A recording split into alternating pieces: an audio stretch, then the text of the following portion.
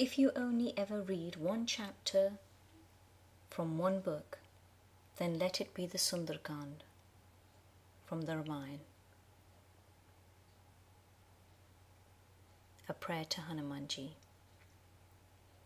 Dear Hanumanji, this chapter I can hardly wait to read, where hope is restored to Sita, your courage and strength we see. Where Ram is put out of his misery, the Vaanara army sets on its way, where Raavan savours the bitterness of the decision he made. Jai Hanumanji, without you the Ramayan cannot begin. Without you it does not reach its end. A forgotten promise. All Kishkinda grieved for the passing of Vali. His soul was set to rest with appropriate ceremony. Sugriva and his wife Ruma were reunited again, the throne and council of Kishkinda restored to him and his men. Tara and Vali's son Angada now became Sugriv's ward, who honoured his promise to Vali, treating them with due accord. All this coincided with the rains. The forest could not be traversed. Paths turned into rivers. For Sita none could continue the search. The days turned into weeks. The weeks turned into months. Sugriv enjoyed kingly pleasures, while Ram waited with Lakshman. In a cave on Rishimukha hill, they waited for the seasons to change. Day by day their impatience grew. For Sita they could only pray. It has been 4 months now. We should fulfill our promise to Ram, advised Kishkinda's ministers and General Hanuman. Very well, replied Sugriv, a proclamation I will issue today. From every corner of the earth summon warriors without delay. Unaware of this decree, Ram's patience reached its ends. Lakshman, go to Kishkinda and remind our noble friend the promise he made to Ram many long months ago. Warn him not to incur my wrath and fulfill the promise he owes. Lakshman set off at once. With each stride his anger grew. He had expected so much better from a king they had rescued. Ram's help had been instant to reunite Sugriv with his wife. Had he forgotten so soon the friend who had restored his life? As he approached Kishkinda, the Vaanaras sensed danger and took arms. Do not permit him to enter, the king's servants ordered the guards. Sugriv was enjoying his harem, intoxicated with drink, in no condition to greet Lakshman, unable to clearly think. Lakshman became infuriated and forced his way through the gates. The soldiers scattered before him, realizing their mistake. Lakshman is coming, they called. He approaches with his bow.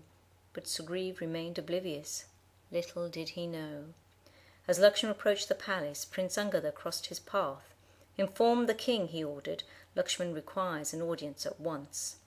Angada set off immediately, responding to the request, only to realize Sugriv was drunk, in no condition to welcome guests. Lakshman grew impatient. He decided a warning he would send to this rude and foolish king who had so quickly forgotten his friend. A thunderous crack filled the air as Lakshman twanged his bow. Sugriv finally realized the danger he had evoked. Remembering Vali's last words, he called upon Queen Tara and said, "Only you can calm Lakshman while I quickly recover." Tara led Lakshman through gardens, explaining Sugriv's delay. Her gentle words worked like magic, washing his anger away.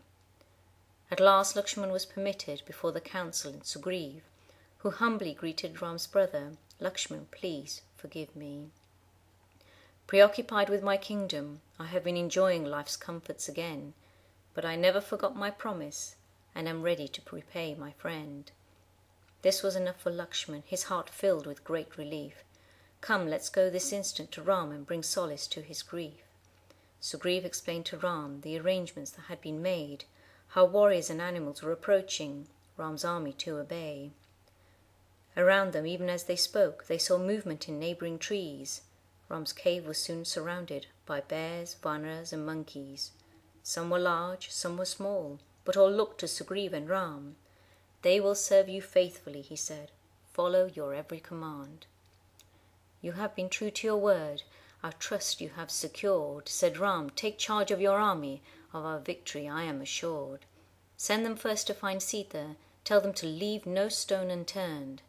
Then we will face Raavan to give him what he deserves."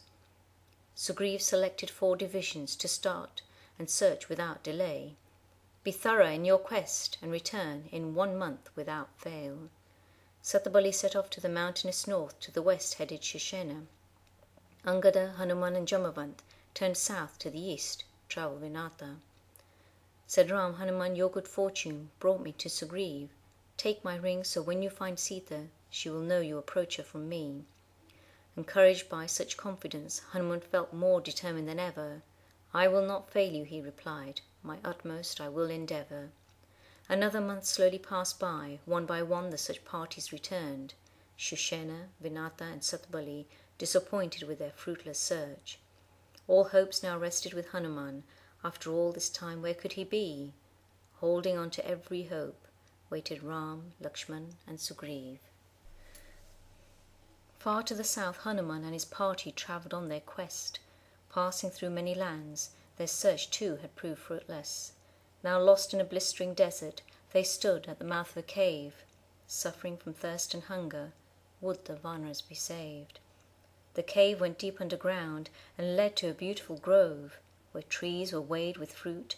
To a city led a path of gold. They marvelled at the plants and buildings, but feared to touch the fruit. As all the streets were empty, tentatively they continued. Finally they reached an old woman, an ascetic in deep meditation.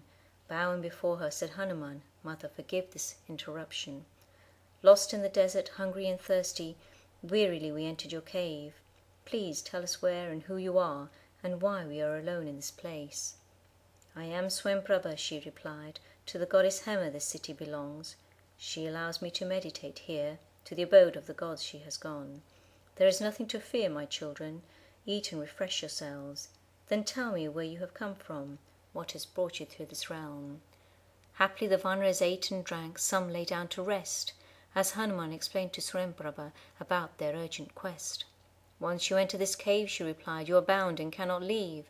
But I will use all my prayers to help Ram and set you free.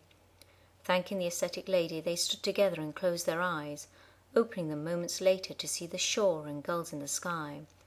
But seeing the flowering trees, their joy was quickly mired, as spring was already here.